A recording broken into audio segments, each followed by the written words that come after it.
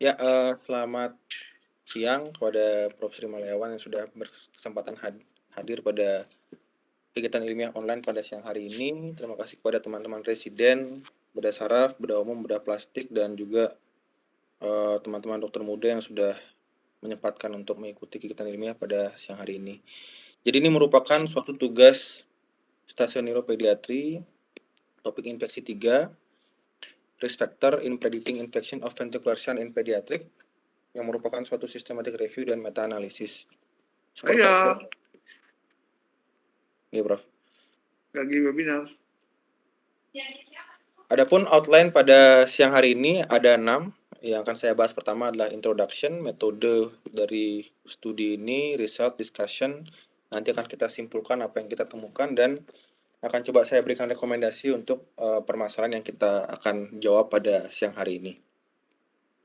Jadi untuk introduksi sendiri, ini kita akan membahas mengenai hidrosepalus. Jadi berdasarkan pengertian dasar dari hidrosepalus di buku Greenberg, Handbook of Neurosurgery, edisi ke-9 itu hidrosepalus merupakan suatu akumulasi abnormal dari cairan cerebrospinal pada sistem ventrikel di otak. Jadi sistem ventrikelnya mesti ada terlebih dahulu. Kalau tidak ada sistem ventrikel bukan hidrosepalus namanya.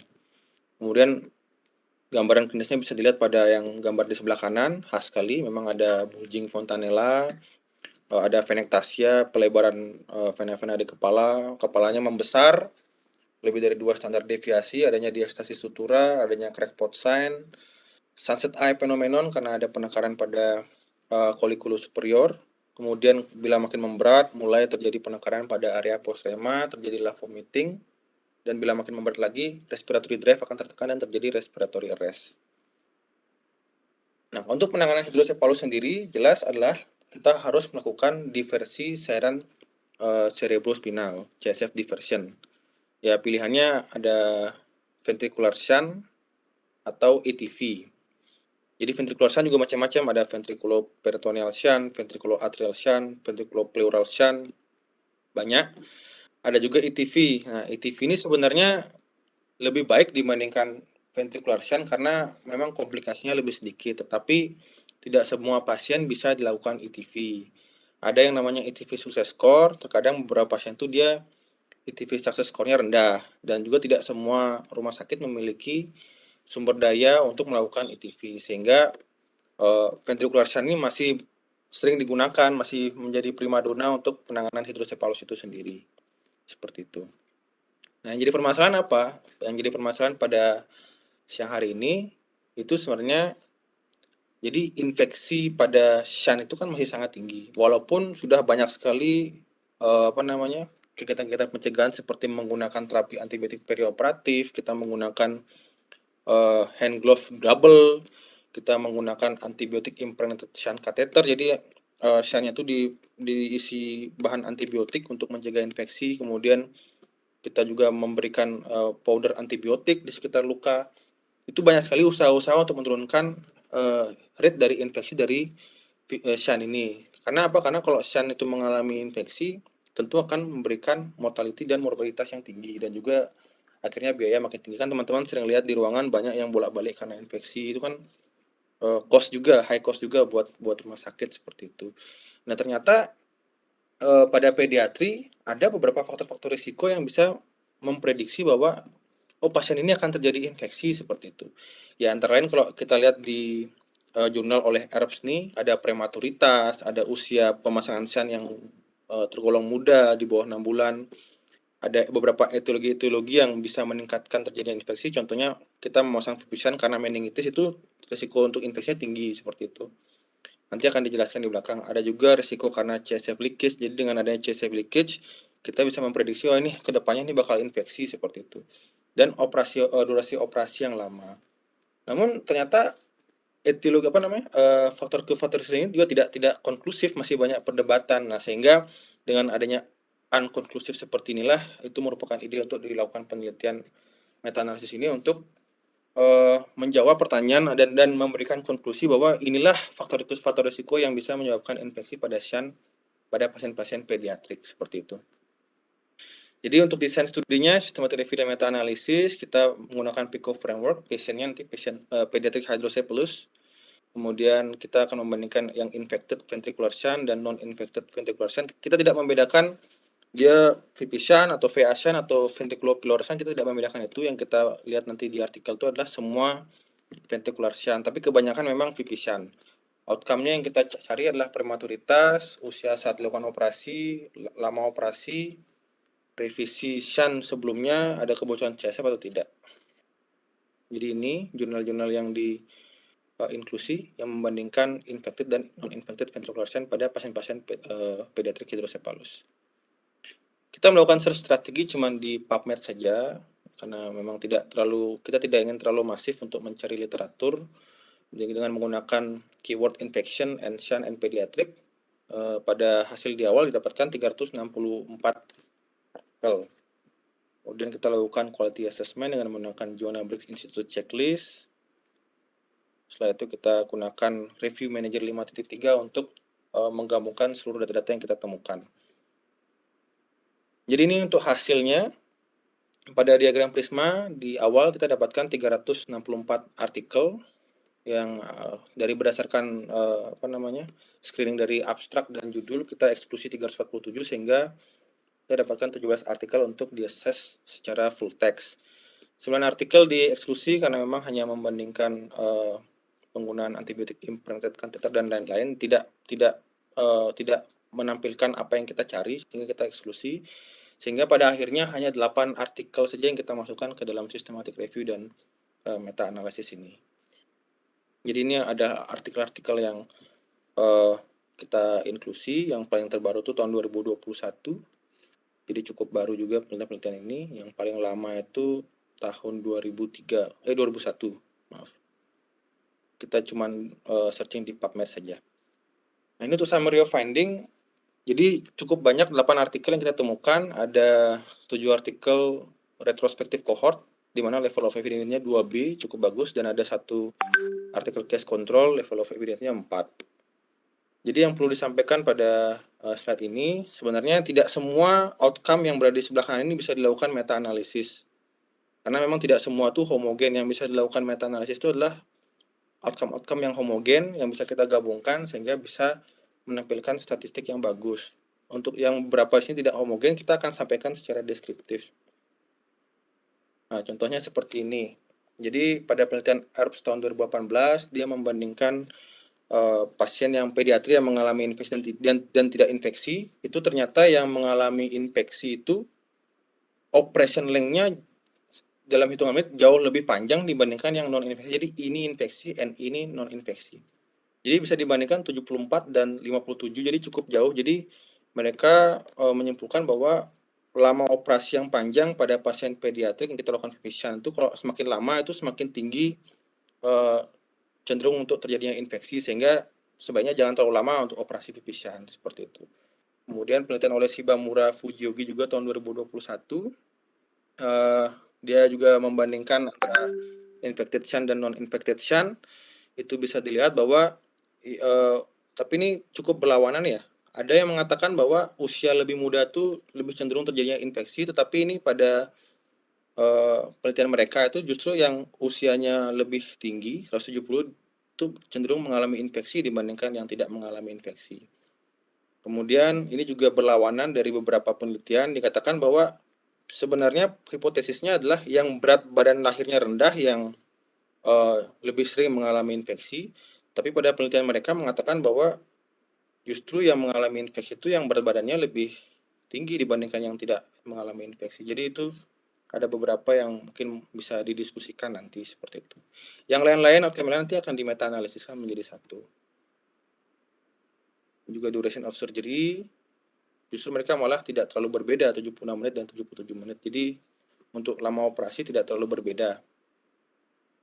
Kemudian ini penelitian-penelitian yang lain, mungkin ini yang dijelaskan oleh penelitian McGirt tahun 2003, juga ini setuju mereka, dia mengatakan bahwa pasien VP-shunt yang mengalami infeksi itu adalah pasien-pasien yang lebih muda dia. Jadi 13 bulan usianya ini rata-rata, dibandingkan yang non-infeksi itu 74 bulan. Jadi yang lebih muda itu cenderung mengalami infeksi, seperti itu hasil penelitiannya mereka.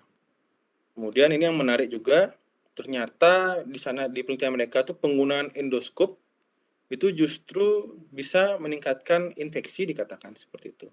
Jadi memang angkanya lebih tinggi non-infeksi, tapi secara persentase ternyata lebih tinggi yang mengalami infeksi. Mereka mengatakan bahwa kalau penggunaan endoskop itu, contohnya pada kasus-kasus yang multiloculated ventricle itu bisa menyebabkan infeksi karena terjadi kontaminasi pada alat endoskopnya, kemudian lama operasi lebih lama, jadi bisa menyebabkan infeksi. Itu yang menarik. Mereka memasukkan variabel endoskop ini ke dalam salah satu faktor risiko terjadinya infeksi pada shunt. Ini juga penelitian lain oleh Kulkarni tahun 2001. Ya, mereka mengatakan memang cenderung pasien yang mengalami infeksi lebih mudah dibandingkan yang tidak mengalami infeksi. Kemudian ini juga berat badan yang mengalami infeksi lebih rendah dibandingkan yang tidak mengalami infeksi. Jadi memang berat badan yang rendah itu lebih cenderung mengalami infeksi karena mungkin kulitnya juga belum bagus, kemudian sistem imunnya juga kurang bagus, seperti itu. Ini untuk hasil kuantitatif sintesisnya, hasil meta-analisisnya. Jadi kalau kita membandingkan prematuritas, jadi prematuritas itu pada penelitian ini itu adalah didefinisikan yang kurang dari 38 minggu gestational age-nya. Jadi ada 6 artikel yang kita inklusi dengan total sampel untuk yang infeksi 304 dan yang non infeksi 3005, jadi cukup besar jumlah sampelnya sampai 3005. Itu memang prematuritas itu lebih cenderung mengalami infeksi 2,19 kali. Jadi bayi-bayi yang mengalami prematur, kalau kita shunt itu sebanyak 2,19 kali itu akan terjadi infeksi. Jadi tolong hati-hati kalau kita melakukan VP shunt pada pasien-pasien prematur seperti itu. Ini sudah ada berliannya itu lebih cenderung ke arah prematurity, menunjukkan bahwa memang bayi-bayi prematur itu cenderung mengalami infeksi kalau kita lakukan VP shunt. Namun ini hasilnya heterogen, bisa dilihat pada funnel plot bahwa memang tidak berbentuk segitiga sempurna. Kalau untuk usia saat dilakukan operasi, hipotesisnya kan semakin kita muda melakukan operasi, maka semakin berisiko terjadinya infeksi. Namun memang bayi-bayi yang kurang dari 6 bulan memang cenderung dia mengalami infeksi, tetapi dari hasil analisis ini memang tidak signifikan, P-nya 0,06. P-nya 0,06, diamondnya juga masih menyentuh garis 1, sehingga walaupun dia cenderung mengalami infeksi, tetapi secara statistik mungkin belum signifikan, seperti mungkin perlu artikel lagi untuk kita inklusi atau mungkin penelitian lebih lanjut sehingga bisa membuktikan bahwa usia yang lebih dari kurang dari 6 bulan itu memang kalau kita lakukan VP shunt itu akan terjadi infeksi. Kemudian ada riwayat operasi shunt sebelumnya. Jadi semakin banyak dia melakukan operasi shunt sebelumnya, jelas itu pasti akan meningkatkan risiko infeksi. Namun pada meta-analisis ini tidak terbukti seperti itu karena p-value 0,34 dan justru cenderung malah ke arah berlawanan. Jadi orang yang dilakukan shunt berulang-ulang malah lebih sedikit mengalami infeksi. Jadi ini masih meragukan juga hasil dari meta-analisisnya ini, seperti itu. Kemudian adanya riwayat infeksi shunt sebelumnya. Jadi kita shunt dia pertama, kemudian dia mengalami infeksi, kita lakukan revisi shunt untuk mengatasi infeksinya. Itu memang cenderung akan mengalami infeksi lagi sebanyak 1,98 kali, namun secara statistik p-value-nya tidak signifikan, 0,47. Dan artikel yang diinklusi juga cuma 2, jadi kecil memang, tidak terlalu banyak yang menilai variabel ini. Untuk cerebrospinal fluid leak, kalau kita melakukan shunt, kita tidak memperbaiki, kan sering Prof. mengingatkan bahwa kita tuh harus menjahit galia dengan baik dan benar, sehingga tidak terjadi kebocoran CSF. Kita juga harus menjahit kulit tidak sampai menembus galia agar tidak terjadi kebocoran CSF. Nah, kalau seandainya kita tidak melakukan itu, bisa terjadi CSF leak, itu secara statistik itu bisa menyebabkan infeksi. Jadi teman-teman kalau nanti melakukan operasi VP shunt itu tolong dicegah agar biar tidak terjadi CSF leak seperti itu ya, dengan cara menjahit dura dengan baik, kemudian menjahit galia dengan baik, menjahit kulit juga tidak tembus galia seperti itu. Karena memang kalau sudah terjadi CSF leak, 9,59 kali itu akan terjadi infeksi di VP shunt-nya. Seperti itu ya. Kemudian berdasarkan etiologi juga bisa dibedakan karena VP shunt kan banyak etiologi pasien atau patologi pasien yang kita bisa lakukan VP shunt, salah satunya meningitis.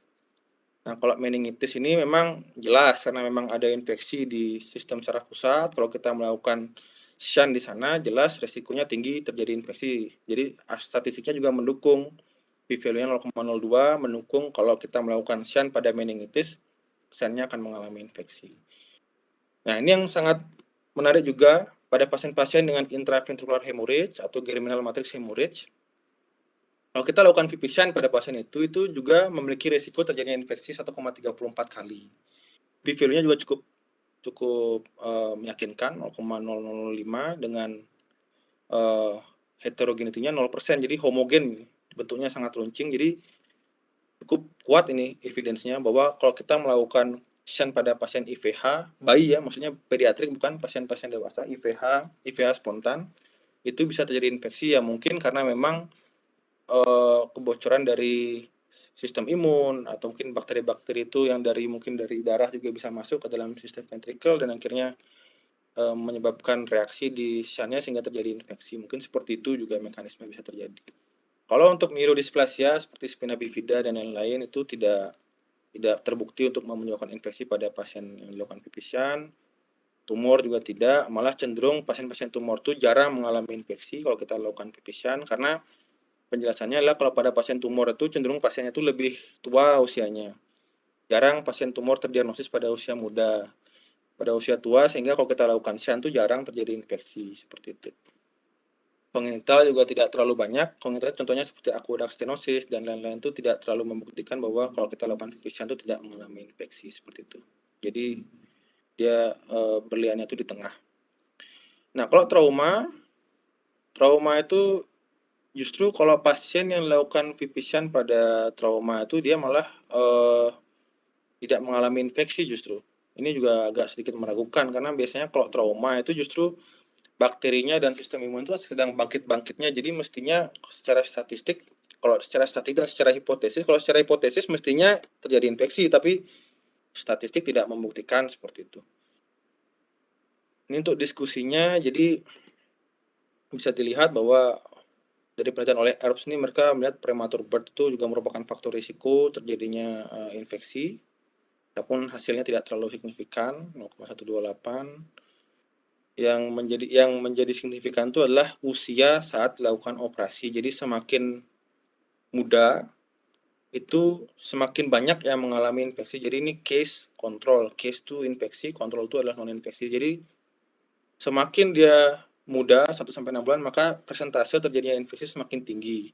Semakin tua persentase terjadinya infeksi juga semakin tinggi. Jadi berlawanan dia, makanya P value 0,009 sehingga usia saat dilakukan operasi menurut mereka itu juga berpengaruh terhadap terjadinya infeksi dengan cut-off point-nya itu 6 bulan. Jadi di bawah 6 bulan dan di atas 6 bulan, seperti itu. Kemudian mereka juga melihat bahwa kalau kita sering melakukan revisi pada shunt, itu kecenderungan terjadinya infeksi juga tinggi. Jadi lihat kalau kita melakukan revisi itu kita meningkatkan risiko exposure dari hardware kita terhadap bakteri, jadi itu akan meningkatkan terjadinya infeksi, didukung juga dengan hasil statistik dengan P value 0,035 sehingga memang benar bahwa kalau kita sering melakukan operasi untuk revisi itu biasanya akan terjadi infeksi shunt seperti itu. Kemudian yang menarik juga dari penelitian mereka itu adalah waktu operasi. Bisa dilihat bahwa semakin kita mengoperasi pagi, itu kejadian infeksinya semakin sedikit seperti itu. Jadi kan kalau operasinya jam 8 sampai jam 10 itu infeksi rate-nya 10%, kalau sore sampai besok paginya itu 68%. Jadi semakin banyak. Jadi kalau teman-teman melakukan VP shunt mungkin baiknya itu dilakukan pagi hari acara pertama untuk mencegah terjadinya infeksi karena memang secara statistik memang terlihat sepertinya kalau yang pagi dilakukan operasi itu lebih sedikit, namun memang kalau dianalisa secara statistik memang masih belum memenuhi P value-nya, masih di atas 0,05. Tapi mungkin ini sudah bisa membuktikan bahwa yang dilakukan sore VP shunt-nya itu justru lebih tinggi infection rate-nya seperti itu. Kemudian ini penelitian oleh mereka juga bahwa mereka melihat bahwa pasien-pasien VP shunt yang dilakukan operasi tumor itu cenderung jarang mengalami infeksi, tapi ternyata setelah dianalisa pasien-pasien tumor itu ternyata memang usianya jauh lebih tua. Jadi memang wajar kalau memang usia yang lebih tua itu di atas 6 bulan itu kalau dilakukan VP shunt jarang mengalami infeksi. Ini penyebab infeksinya kebanyakan memang bakteri-bakteri yang tumbuh normal di kulit kepala. Jadi memang karena memang ini sistem imun pasien kurang bagus atau kita tidak bagus melakukan sepsis asepsis sehingga bakteri yang ada di kulit itu bisa menginvasi area yang mengalami operasi seperti itu. Ini penelitian lain oleh Regor tahun 2020. Mereka menggunakan antibiotik intraventrikular dan topikal untuk profilaksis, jadi agak sedikit ekstensif. Mereka menggunakan vancomycin ya untuk mencegah infeksi dari Staphylococcus aureus, tapi mereka mengatakan bahwa vancomycin itu tidak berguna untuk bakteri-bakteri gram negatif karena dari hasil studi mereka banyak bakteri gram negatif yang menginfeksi shan-nya mereka seperti itu. Kemudian mereka melihat bahwa variabel yang berpengaruh terhadap infeksi itu adalah kebocoran CSF dan usia di bawah 6 bulan, sama seperti hasil meta-analisis kita. Ini juga oleh Maker tahun 2003. Jadi yang menarik adalah penggunaan intraoperatif neuroendoskop. Jadi memang penggunaan neuroendoskop itu meningkatkan risiko terjadinya infeksi 1,58 kali dibandingkan tidak menggunakan neuroendoskop. Namun secara statistik memang masih belum signifikan, masih tipis-tipis di 0,0508. Namun ini cukup menarik karena menurut mereka dengan penggunaan endoskop itu akan meningkatkan durasi dari operasi sehingga meningkatkan risiko infeksi, meningkatkan kompleksitas dari suatu prosedur karena namanya menggunakan endoskop itu adalah prosedur yang lebih kompleks dibandingkan kita melakukan shunting biasa. Kemudian yang ketiga, bisa jadi pada alat endoskopik tersebut ada kontaminasi bakteri yang tidak kita ketahui sehingga saat kita memasukkannya ke dalam sistem ventrikel malah menjadi infeksi seperti itu. Kemudian mereka menyatakan juga bahwa pasien-pasien prematur ini merupakan faktor risiko yang paling utama untuk terjadinya infeksi dengan p-value 0,02. Itu dikarenakan karena sistem imun pada bayi-bayi prematur itu tidak terbentuk secara sempurna. Kemudian kulit kepala dari bayi prematur itu juga masih imatur, masih kurang bagus dan tipis sekali. Dan biasanya bakteri itu sangat banyak di area kulit dari pasien-pasien bayi prematur seperti itu. Ini juga penelitian oleh Kulkarni tahun 2001. Ini menunjukkan bahwa pasien-pasien yang mengalami infeksi shan itu cenderung lebih muda dan prematur seperti itu. Dan berat badannya juga cenderung lebih rendah yang mengalami infeksi dibandingkan yang tidak mengalami infeksi seperti itu. Kalau ini penelitian lain juga mereka menyampaikan bahwa CSF-Leak itu bisa menyebabkan infeksi pada shan. Jadi tolong hati-hati sekali untuk bisa tidak terjadi CSF-Leak. Kenapa bisa seperti itu? Karena CSF leakage itu bisa merupakan suatu indikasi adanya infeksi yang sedang berlangsung, bisa sebagai tempat berkembangnya kuman, sehingga lebih gampang mereka berkembang biak di sana, dan sebagai penanda bahwa lukanya itu tidak akan sembuh dengan baik. Jadi dengan luka yang tidak sembuh dengan baik itu, kuman gampang sekali masuk untuk menginfeksi daerah tersebut, seperti itu. Ya. Kemudian ini juga menarik sekali, penelitian mereka mengatakan bahwa ternyata penyebab infeksi shan itu tidak hanya karena kita kurang bersih melakukan operasi, tapi ternyata karena kita juga surgical gloves kita juga robek gitu loh. Jadi kalau surgical gloves kita robek, itu ternyata meningkatkan risiko infeksi juga dengan p-value juga cukup signifikan 0,009. Jadi teman-teman kalau melakukan VP shan tolong menggunakan hand gloves itu 2 lapis. Sehingga kalau misalnya nanti robek saat melakukan tunneling, itu masih ada lapis kedua yang di dalam itu loh. Jadi untuk mencegah terjadinya infeksi. Jadi memang semua hasil statistik ini memang tujuannya untuk kita aplikasikan. Jadi memang terbukti bahwa banyak memang kejadian infeksi shan karena surgical gloves itu robek. Ya sekarang kita pakai glove-nya tuh double biar tidak terjadi infeksi shan yang lebih tinggi seperti itu. Ini jadi mereka mengatakan bahwa kontaminasinya tuh tidak hanya dari area operasi tapi juga karena personel operatornya juga yang karena surgical glove-nya robek sehingga kuman di tangannya itu bisa keluar ke area operasi seperti itu.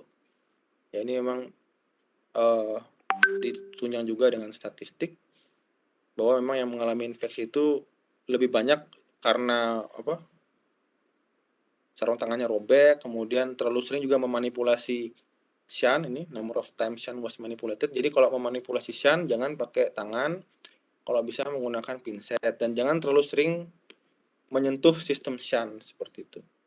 Jadi secara statistik sudah mendukung dengan seperti itu, maka kita cegah dengan melakukannya tidak melakukan manipulasi berlebihan dengan menggunakan handscoon double seperti itu. Jadi itu sudah harus dijadikan protokol atau kebiasaan sehari-hari dalam melakukan operasi sham.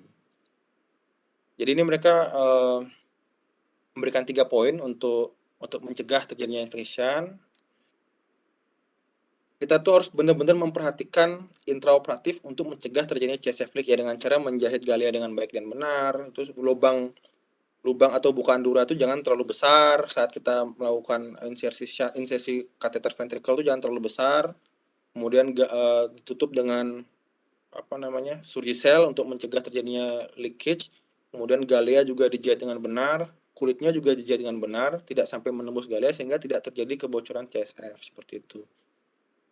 Kemudian kalau seandainya kita menemukan pasien-pasien bayi prematur atau pasien-pasien dengan high risk terjadinya infeksi, itu kita harus mencari alternatif lain selain pemasangan shunt. Bisa dengan cara menunda operasinya, tapi kalau sudah sangat urgent sekali harus dioperasi saat itu juga, bisa dipertimbangkan dengan menggunakan ada namanya shunt yang dilapisi dengan antibiotik atau antibiotik impregnated catheter seperti itu. Jadi sudah cukup banyak yang menggunakan itu. Kemudian yang ketiga ini yang penting, operator tuh harus meminimalisir kontak dengan menggunakan jari ya, dengan shunt system. Jadi kalau bisa menggunakan instrumen, jangan menggunakan tangan, karena ya tadi ternyata hasil statistik kalau kita terlalu sering memanipulasi dengan tangan tuh lebih tinggi kejadian infeksinya dibandingkan kalau kita menggunakan instrumen. Dan juga pertimbangkan menggunakan double gloves. Gitu. Jadi apa konklusi dari yang tadi kita bahas semua? Jadi dari meta analisis itu kan menunjukkan bahwa prematuritas itu merupakan risk factor preoperatif yang konsisten. Jadi dia kondisi preoperatif yang konsisten menjadi risk factor bahwa akan terjadi infeksi shunt pada pasien pediatrik, sehingga pasien-pasien prematur itu harus hati-hati untuk dilakukan VP-shunt. Kalau bisa ditunda, kalau memang urgent sekali ya bisa dilakukan protokol yang ketat. Kemudian kebocoran CSF ini merupakan faktor risiko perioperatif yang konsisten untuk terjadinya infeksi shunt pada pasien pediatrik. Jadi kalau prematuritas adalah hal yang tidak bisa kita ubah, preoperatif risk factor. Kalau CSF leak itu merupakan perioperatif risk factor, jadi bisa dicegah dengan cara melakukan protokol-protokol tadi yang saya sudah sebutkan sebelumnya. Kemudian meningitis, intraventricular hemorrhage, dan trauma merupakan faktor risiko etiologikal. Jadi kalau kita menemukan pasien dengan patologi seperti ini, kita lakukan shunt, itu biasanya risiko untuk terjadinya infeksi shunt itu lebih tinggi dibandingkan kalau kita melakukan shunting pada pasien tumor atau pasien-pasien myelomeningokal dan lain-lain. Kemudian kesimpulan yang keempat, riwayat infeksi shunt sebelumnya, kemudian usia operasi yang kurang dari 6 bulan, berat badan yang lebih rendah, dan waktu operasi yang lebih lama mungkin memiliki peran untuk terjadinya infeksi shunt pada pasien pediatrik. Namun pada meta analisis ini kita belum menemukan hasil yang signifikan, sehingga saya masih menyimpulkan bahwa kita masih mungkin memiliki peran, jadi belum bisa dibuktikan secara statistik. Sehingga rekomendasi apa yang saya bisa berikan, ada 3 yang saya bisa rekomendasikan. Jadi untuk semua pasien pediatrik dengan hidrosepalus itu harus dilakukan screening yang cukup baik untuk menilai faktor risiko dari infeksi shunt tersebut. Semua kita nilai dari prematuritasnya, berat badannya, kita ses semua, kemudian kita analisa apakah pasien ini memiliki risiko tinggi terjadi infeksi atau tidak, seperti itu. Nah, kalau misalnya pasien itu high risk untuk terjadi infeksi, CSF itu sebaiknya ditunda sampai dia itu tidak menjadi high risk lagi. Contohnya pasien-pasien yang mungkin bisa ditunda. Tentu penilaiannya itu nanti akan berdasarkan penilaian judgement dari spesialistik. Itu kalau kita bisa tunda ya tunda dulu, jangan terlalu buru-buru untuk pasien-pasien yang high risk seperti prematur, berat badan layar rendah seperti itu kalau bisa ditunda dulu. Tetapi kalau tidak bisa ditunda, kita harus bisa melakukan shunting itu dengan memperlakukan protokol yang ketat, kayak tadi kita menggunakan double gloves, kemudian menggunakan instrumen untuk mengambil sistem shunt, kemudian operasinya harus paling pagi seperti itu. Kemudian jumlah personal dalam ruang OK juga kalau bisa minimal. Jadi protokol yang ketat untuk mencegah terjadinya infeksi pada pasien-pasien yang high risk. Kemudian operasi harus dilakukan ya as fast as possible seperti itu, karena semakin lama pasien itu berada di ruang operasi, tentu resiko terjadinya infeksi juga semakin tinggi. Ya, mungkin sekian presentasi pada siang hari ini, Prof. Terima kasih, Prof. Ya, bagus sekali ya.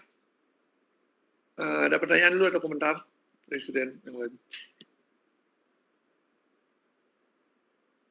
Ya, ini Cochrane analisis ya. Bagus sekali. Jadi kirim ke saya slide-nya ya. Email ya, Kak? Iya, siap, Prof. Email sama WA. Rasanya sudah jelas sekali ya, semua itu perhatikan ya, risiko tinggi apa yang harus anjurannya tadi, itu bagus sesuai masuk akal, apa yang saya kerjakan selama 30 tahun ini ya. Di resume sama Eka, ya bagus sekali. Ini nanti bagikan ke semua residen yang dapat sasa pediatrik, nanti dia presentasi dan sebagainya. Ya. Boleh pakai presentasi ini lagi ulang-ulang. Ya. Rasanya ada pertanyaan, kalau tidak ada komentar, ada lagi? Ada lagi presentasi? Nah, satu aja, Prof. Ya, ini yang perlu penting tadi ya, bahwa kenapa infeksi itu sangat tergantung dari umur muda, risiko tinggi prematur, kemudian septik, antiseptiknya itu, ya karena tadi semua infeksi itu hampir sebagian besar ya, karena bakteri-bakteri komensal yang ada di tubuh kita ya, terlalu banyak manipulasi dengan tangan, handphone yang robek tinggi sekali ya infeksinya, kemudian prematur juga tinggi ya, itu ulang pipisan, revisi beberapa kali dan sebagainya. Itu sudah dijelaskan dengan sangat jelas di paper ini. Bagus ya Kak ya. Bagikan, ingat kirim ke saya.